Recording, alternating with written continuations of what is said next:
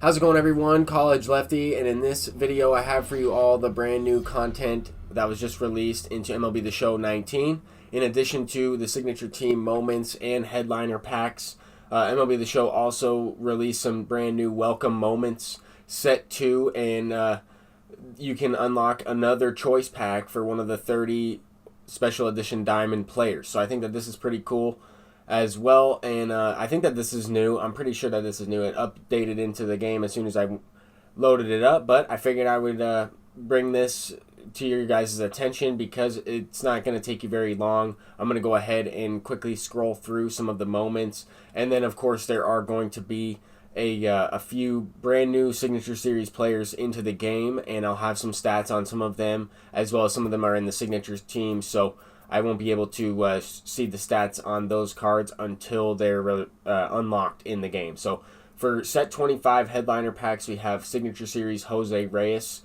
They revealed this on Twitter. All of the cards have been revealed on Twitter, and I've tried to retweet them out and get that information out there as well. And that's straight from MLB The Show's Twitter account. They recently put their information for social media on the loading screen of the game. But this Jose Reyes is going to be an amazing card. He plays all positions, so that's interesting. He has secondary position at second base and third base, something that the other Jose Reyes is lacking. And this Raleigh Fingers card could be one of the best relievers in the game. With these stats right here, a souped up version of the other one, that other Raleigh Fingers is already one of the better cards for relief pitchers that isn't a Signature Series card. So I think with the 94 break, the sinker that's going to be moving and it gets on you rather quickly, along with the slider and the forkball, increased stats on those cards. I'm definitely going to try and get this Raleigh Fingers card and try him out. And I might go ahead and pick up the Jose Reyes, but in terms of the Signature Series teams, you are able to finish that off completely. You can unlock the 98 overall Ron Guidry, as well as the 99 overall Adrian Gonzalez. Here are the stats on Vladimir Guerrero, the final collection reward. A lot of people thought he would have a much higher fielding. I figured he would be right around this range. I thought he might be in the 80s or closer to the 80s in terms of fielding, but every other stat is right about where I thought, and I think that this card is great. I think a great free option. The moments for the signature teams are actually going to be a little bit more difficult, though. So as you can see here, these are the rewards. The Ron Guidry 98, 99 Adrian Gonzalez, who is also really good, has both diamond hitting and diamond fielding. He has a lot of power, a little bit lower than Lou Gehrig, but the fielding definitely makes up for it. You can use him off the bench as a defensive replacement, but a lot of people are still using Frank Thomas. So there's always that, but at the same time, if you just recently picked up the game, you can get a pretty good team right away. And I just wanted to show you guys some of the moments and some of the missions that you have to do in order to get some of these cards. So I went into this, and I figured I would go ahead and look at some of the moments. It looks like the games are going to be on All-Star difficulty, and it looks like for the second part, it's going to be mostly All-Star, and then the final game is on Hall of Fame. So I kind of did a double look right there. I didn't realize that these games are going to be increased difficulty. They're also going to be 6-inning games, and then the final game is going to be a 9-inning game. I think that this is something that they didn't really mention. I mean, maybe I missed it, but the 3-inning games were definitely long enough, and I think that there are less games included in this, but they're going to be a little bit longer, so it might take a little bit more time to get these cards. I don't necessarily know when the first person to unlock Vladimir Guerrero will be. Probably today at some point. However, I don't know if I will be able to do so. I have a lot of stuff going on, but I'm going to try and get that debut out for you guys. And these signature team moments should also link up with the 7th inning program. If you have completed that up until about 300 program stars, then you might be able to further your progress and try and get the 600 program stars in order to unlock the Signature Series Choice Pack as well. But there was also a roster update. They mentioned that it was the last roster update of the season, so this is kind of an important one in terms of how Inside Edge is going to factor in later on. We see multiple starting pitchers get upgraded and get closer to a Signature Series caliber type player. I mean, Justin Verlander 92, a couple of these other guys, DJ LeMahieu and JT Realmuto end up going diamond, as well as a couple other guys get upgraded to closer to diamond, as Noah Syndergaard drops down from diamond to gold. So just to kind of go through some of this roster update rather quickly, this will definitely play into effect in some events later on in the year. We see a couple guys went gold: Austin Meadows, Kyle Schwarber.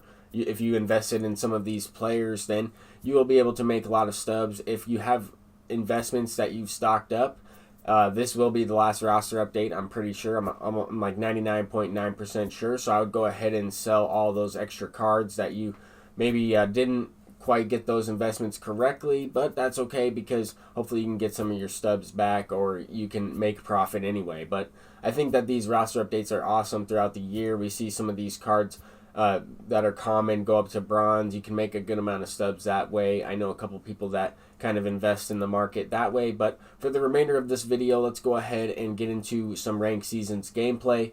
This person has a budget team. He has a lot of live series players, as well as this Oliver Perez. And I've struggled against this card, faced him a couple times in ranked seasons, and he can be pretty challenging. Very first at bat, I had a terrible swing, a late swing, but the ball gets by him. I have no idea what happened out there in left field, but that one is going to result in an extra base hit or an error, and he ended up on third base. But we have Willie Mays up at the plate, and he destroys lefties. He's going to send that one through the left side there for a base hit. I was good feedback on that one, but I was indeed on top of it. If I would have gotten under it, I could have sent it out for a blast. Lou Gehrig up next. He gets the slide step fastball, and he does send it out. So we take the 3-run lead, and that was actually a changeup. I thought that was a fastball. I have a tough time picking up some of the pitches on this Oliver Perez card. He does have kind of a funky delivery, and he was pretty good in this most recent event. I didn't quite finish the most recent event for that Giancarlo Stanton,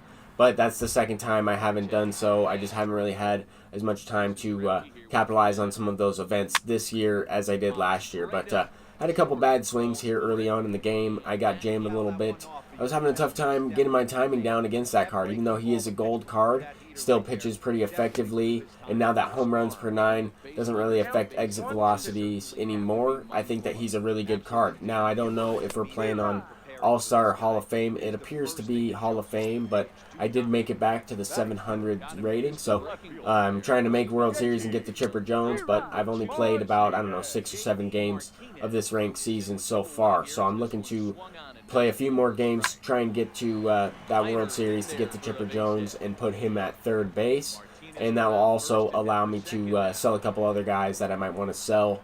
But I have a couple different teams that I'm looking to build up at the same time right now. So anyway, this opponent was able to get something going. JD Martinez beat the shift the other way, and I got out of it. Facing Ketel Marte, I mean, this guy had some live series budget players, some lower rated diamonds. But it's guys like this that are tough opponents. They seem to square up the ball consistently, and they're able to, you know, play with the Signature Series teams, if that makes sense. But so far in this one, I felt like the opponent got robbed a little bit. I've gotten a couple lucky hits. I mean, this one could have easily been a home run, but it stayed in the yard. It results in a triple. I got lucky to start the game. The opponent made the error, and then I was able to capitalize on that. So a little bit lucky here and there. I have been able to cash in this run, though, and I have been able to cash in the runs in this game. I haven't really choked away any opportunities at the plate. I've been able to take advantage and score those runs, which is pretty important. Most recently, I have been kind of struggling with guys in scoring position, trying to cash in that run. So something to keep in mind as well. At the same time, just when I have something going, I square the ball up. I was a little bit on top of that, end up hitting into a double play with Willie Mays, something that you'd never like to see, especially with the card that good. Facing a left-handed pitcher, a chance to kind of break the game open, go up by, you know, 5 or 6, 7 runs, and I wasn't able to do so. But we have Nolan Ryan on the mound. I've been getting him selected quite often. I noticed in the comment section you guys were telling me to put Tom Seaver as my number 3 pitcher. I might have to do so. I might have to switch Nolan Ryan with Tom Seaver, and I think that that's a pretty good problem to have when you have multiple 99 starting pitchers and you don't really know where to put them. I also like using David Price, so I might take Nolan Ryan out of my lineup completely, but then Tom Seaver would still be in the 2 spot. So anyway, this opponent was able to get something going throughout this game, you know, get an extra base hit, get a guy in scoring position here and there. He had something cooking with Eugenio Suarez in that last game, and he also might get a finest card in the upcoming weeks here. I know that the voting is still going on. You still have a couple more days to vote for the finest players. I'm excited to see who those cards are, but we have an opportunity to kind of get something going here. I figured I would try and get a hit and run situation where he threw a first pitch ball trying to attack Ty Cobb. However, that pitch was outside the zone. It did not matter. I was able to get rewarded on a lucky hit.